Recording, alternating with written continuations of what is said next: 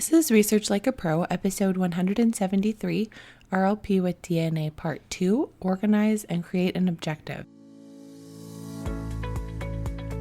Welcome to Research Like a Pro, a genealogy podcast about taking your research to the next level, hosted by Nicole Dyer and Diana Elder, accredited genealogy professional. Diana and Nicole are the mother-daughter team at FamilyLocket.com and the creators of the Amazon best-selling book, Research Like a Pro, A Genealogist's Guide. I'm Nicole, co-host of the podcast. Join Diana and me as we discuss how to stay organized, make progress in our research, and solve difficult cases. Let's go.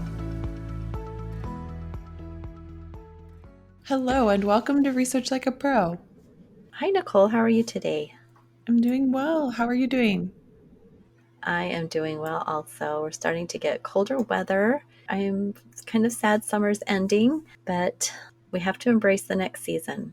I'm not sad at all. And it's cold and windy outside. I mean, cold is relative, but it's, when it's 60 degrees in Arizona, we think it's cold. So it's great. Yeah, I know. After having been in Arizona there where it was a little bit warmer than 60, I have to agree with that. It's so nice to have a change, isn't it? It is. And the kids are on fall break and they're all outside riding their bikes right now and having fun. And how great that it's not so hot that they can be out there. Yeah. So how's your reading going? Have you been following up with your Scotch-Irish book? Yes, I have, and it has been so fascinating. I am on the chapter now that's talking about politics and government.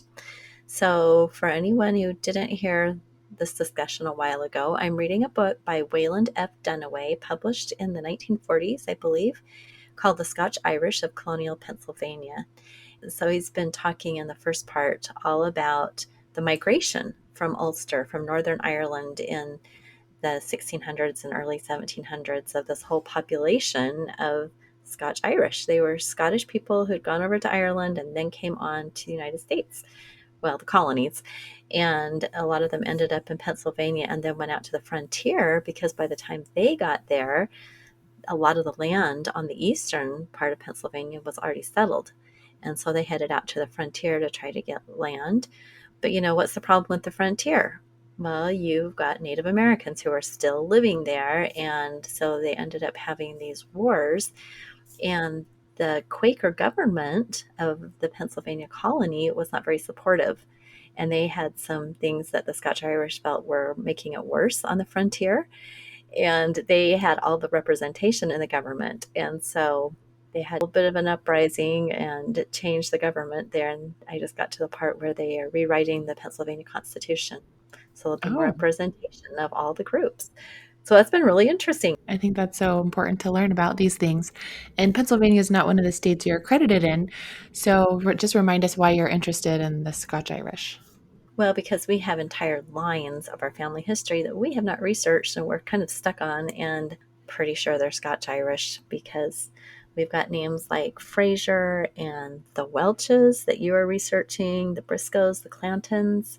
There's just so many of those surnames, and they're all coming out of the Carolinas, Tennessee, just those common migration patterns that we're seeing. And so I'm just hoping by learning more about this whole community, and one of the further sections in the book will be about the dispersion, as they continue to move. I just think when we get stuck, we've got to learn more. And I like reading these kind of books. I read a little bit every day so that I can make progress in my education. That's great. I think it's fun to hypothesize that all that side of our family that we don't know much about were Scotch-Irish, and it's definitely a good hypothesis. And you also have the red hair, and that's got to come from somewhere. That's right. That is the Harris line, apparently. So really fun to think about, and big holes on my pedigree chart. I think we'll end up using some significant DNA, hopefully, as we get going on some of those lines. And we might end up using some Y-DNA if we can find appropriate testers. There's just a lot of possibilities now that we've added DNA to our research. Yes. We don't just have to say it's done and we can't do anymore. Yeah, I think a lot of people have the sense that there is something more they can do. So they start looking at the DNA matches and trying to use some of the tools. But we've been getting a lot of client requests lately from people who want to research their research question themselves, but they just need a little guidance. And so we've been doing DNA consultations. And it seems like typically the guidance that we give is right in line with following the steps of the Research Like a Pro with DNA process that we've figured out. And once you do those steps, then you really have a strong foundation for using the DNA matches to provide evidence for a research question, which is what I think most people want to do, but they're just not sure how to do it. You know, it's one thing to find DNA matches who might have the surname that you're looking for, or to use a tool and get a result of a cluster analysis and not really know what to do with it. And then to go forward with actually using the process to make a research plan to go further with them and then write a report. That all just forces you to try to use what you found as evidence toward your research question, which I think is the most challenging step that people have. I think a lot of the time people want to find out the answer before they write anything, but it's usually in writing your report that you are able to make some connections and find a way to use your evidence to help you get further in the case. Right. And we teach how to do every step of it along the way. In fact, I just reviewed the report of one of our e-course members who did the Research Like a Pro DNA e-course, and I was so impressed with how everything came together in the report. Following the process really helps you along the way. You're not out there floundering. It's so true. So for announcements, we've got the study group in the spring, which will be Research Like a Pro with DNA starting February 16th, and registration will be in December. Then we've got the fall study group, which will be just Research Like a Pro, and that'll be beginning in September of 2022. So if you're thinking about doing the study groups or you want to join us as a peer group leader, please check out our website and we'd love to have you. Even if you're not sure if you're ready yet to be a peer group leader, you might be, who knows? Just let us know that you're interested and we'll help you figure that out. And our newsletter has coupon deals in it, so make sure you subscribe to that so that when we have a sale, you'll get notified. Well, great. Let's jump into our discussion for today. This is a continuation of my study group project with the DNA study group. And if you listened to the previous episode, I talked all about how I'm returning to my Cynthia Dillard Royston's brick wall of who is her father. And I love doing the study group because it makes me work on one of my own projects. Otherwise, I get so busy with client work and with doing fun things like these podcasts and writing blog posts and giving presentations that sometimes my own projects go by the wayside. So I always love it when I get to return to one of my brick walls. So I'm really excited because I am using the DNA of my second cousin twice removed, Victor Parker, and he is 2 generations closer to Cynthia, which is fabulous when working with DNA. So I would have only received about 3% of her DNA or even less, and Victor would have received about 12.5% of her DNA. So that's a huge difference. So I should be able to find more matches that will be relevant to this case. And since she is Victor's great grandmother, should be able to figure something out, right? Right. So the next step in the study group is to create a diagram of your close matches showing common ancestors between you and the matches. So for your assignment, you weren't using your own matches, but Victor's matches. So you created a diagram for him. So the purpose of this assignment is really to help you practice with diagramming. And diagramming is so important when you're using DNA because it's all about using the evidence of the DNA matches and their traced line back to an ancestor that you believe is shared between you. And really, the premise of DNA evidence is that you are sharing DNA with these people because you both received that DNA from a common ancestor. And so the hope is that you can show that that DNA you share with a person comes from that ancestor and not from some other ancestor. Right. And I was trying to make sense of Victor's DNA. And so the previous steps, I had done some clustering, I'd created a lead chart. So it was pretty fun to then go ahead and diagram some of his closest matches just to see who those matches were, which side of the family are they on. And it didn't take that long. When you have those closer matches, often if you put a tree out there, other people have trees and it will say, this is your common ancestor.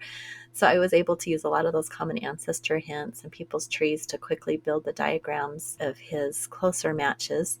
And then the one that I really wanted to focus on, of course, is the Royston matches. So I had previously done some work with that because they also matched me. And in a previous project, I think either last year or the year before, I created a diagram. So I went back and just reviewed that, added to it a bit to make sure that I had a nice cluster.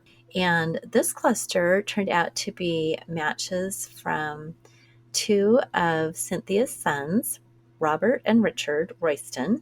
My ancestor is Robert, and then his brother was Richard Royston. And the reason I wanted to focus a bit on these two was that they had moved out to Texas and they were not involved with all the pedigree collapse that was back with the siblings that stayed in Alabama. And I thought that would be really valuable to separate out these matches a bit.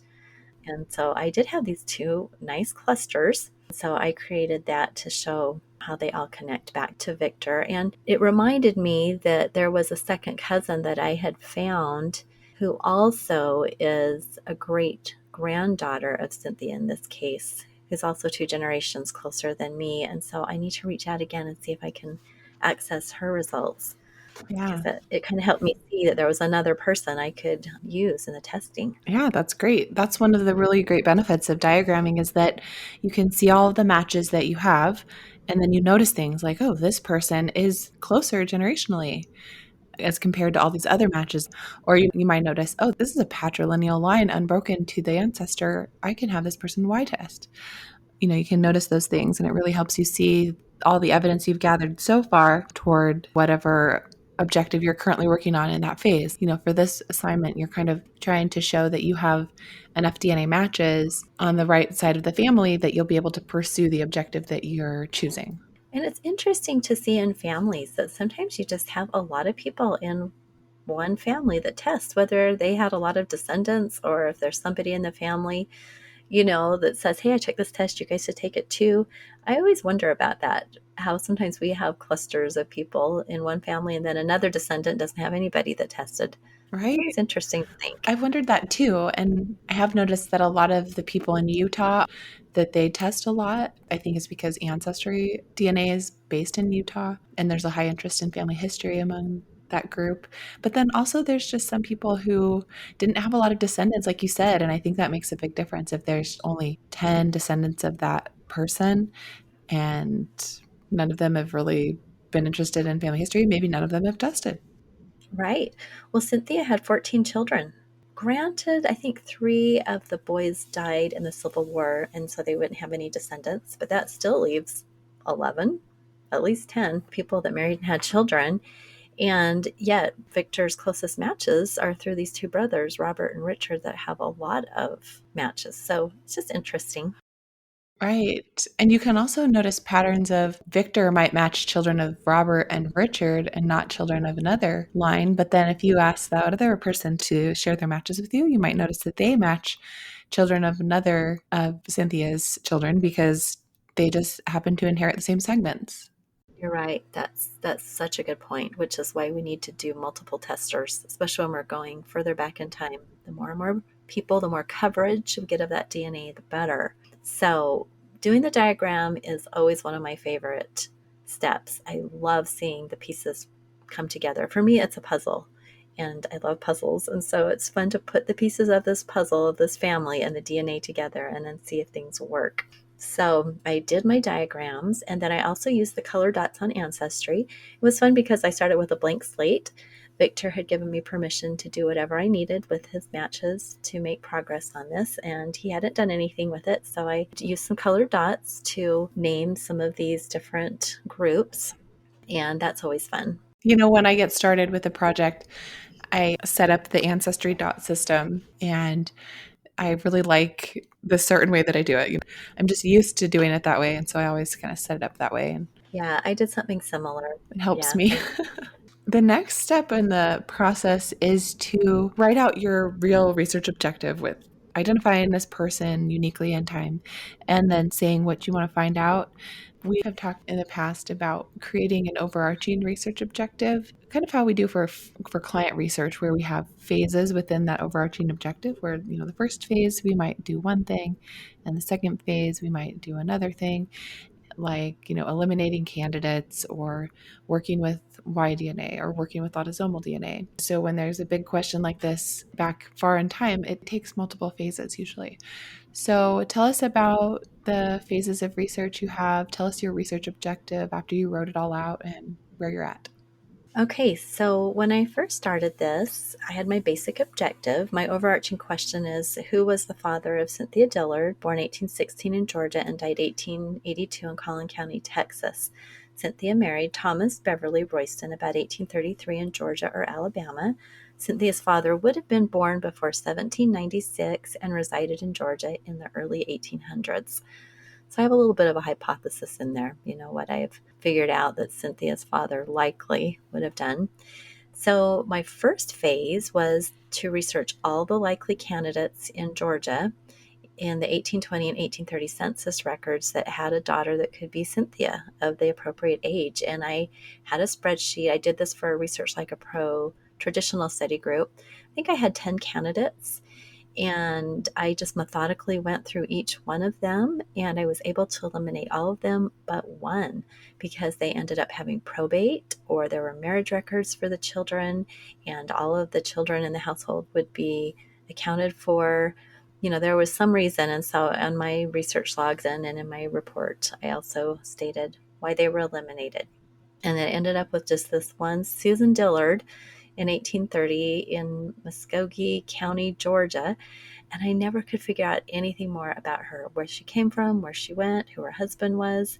And she ended up having a female that is a possible Cynthia. So, she's still hanging around out there.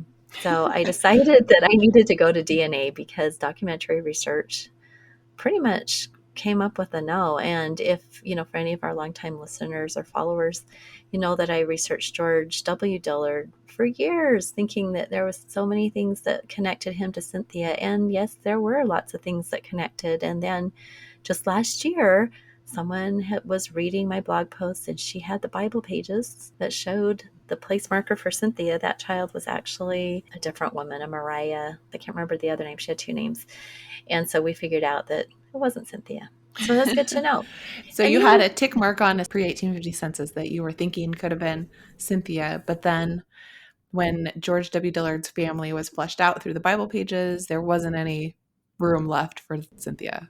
That's exactly right. Plus, Victor had attached George to his tree, and Throughline showed absolutely no matches. And George W. has descendants out there. And so that was like, yeah, okay, absolutely nothing is coming through with the DNA. So, nope, that's not right. So that was my first phase. I just hit the documentary evidence as hard as I could.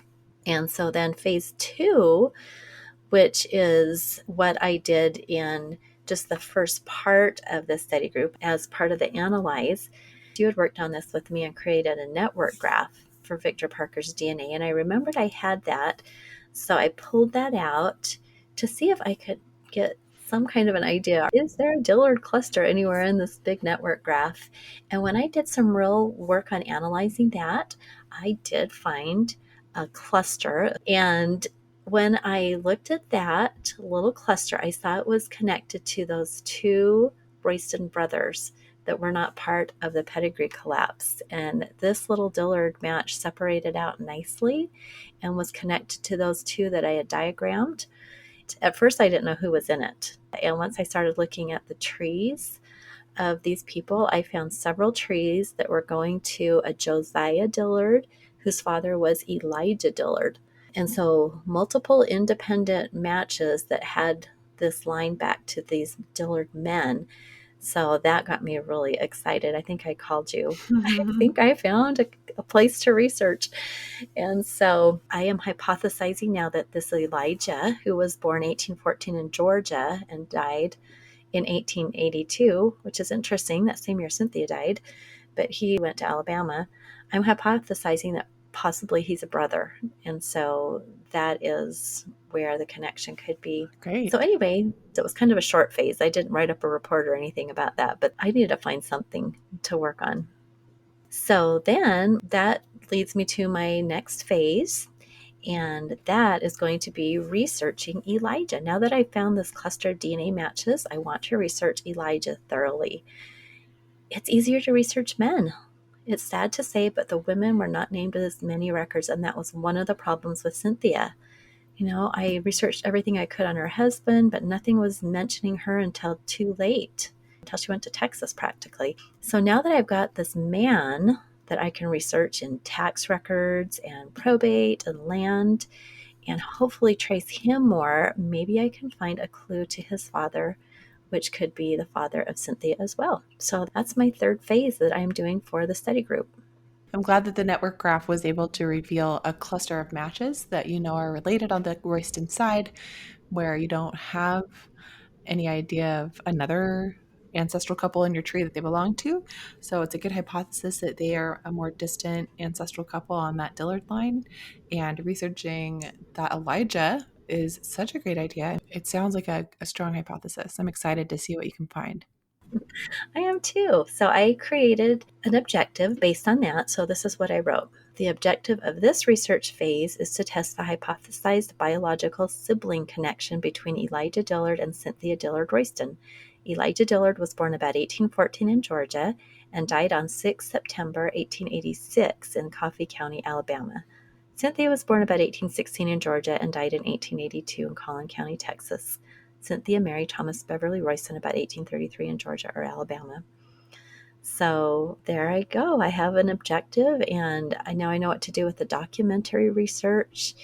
I'm going to be doing some exploring of DNA tools as also part of my research project to see if I can find some additional evidence with the DNA. But it's really fun to have something new to work on and a new Dillard person to research, which I found through the DNA. Yeah, I think you hit the jackpot. I really hope that it pans out. I'm in kind of a similar phase with the case study I'm working on where I found a hypothesized sibling and just trying to research them, and they are also in Georgia. So maybe we can both make connections in Georgia. That would be great. Here's to good success with our projects. It's just fun to be making progress and moving forward. When you feel like you're just kind of stymied, that's when you can get frustrated. So it's exciting to have something new to do. It is. And that's one of the really great benefits of using DNA is that, when the documentary research just dries up and you can't find a clue and you're kind of stuck, it's nice to be able to go to DNA to find some hints that you can feel pretty confident that they're grounded in an actual biological connection rather than just researching random people with the same surname, and then use that confidence that you have to kind of seek a connection to your person. Right. I would never have picked this Elijah Dillard out of all the Dillards that are in Alabama at this time period. And he didn't show up. There's no Elijah showing up in Georgia because I'm guessing, they moved into Alabama early. So I would never have picked him out as a candidate to research. There's just so many. Right, because he's a possible brother, and you were looking for possible fathers. Yeah. And what could happen, who knows? But maybe the father of Cynthia and this Elijah, if they are siblings, maybe he died before he was even on a census in Georgia. Who knows? Or maybe they moved really quickly to Alabama and he died there. It's just, you never know. Yeah. They could have been over in Alabama territory. So there are a lot of scenarios now. So it's going to be fun. I'm excited to keep researching and keep talking about it on the podcast. All right. Well, thanks for sharing your project. And to all our listeners, we hope that you will make progress in your research objectives as well. And we'll talk to you again next week. All right. Bye-bye, everyone. Bye. Thank you for listening. We hope that something you heard today will help you make progress in your research. If you want to learn more, purchase our book, Research Like a Pro, A Genealogist Guide, on Amazon.com and other booksellers. You can also register for our Research Like a Pro online course or join our next study group. Learn more at FamilyLocket.com. To share your progress and ask questions, join our private Facebook group by sending us your book receipt or joining our e-course or study group. If you like what you heard and would like to support this podcast, please subscribe, rate, and review. We hope you'll start now to research like a pro.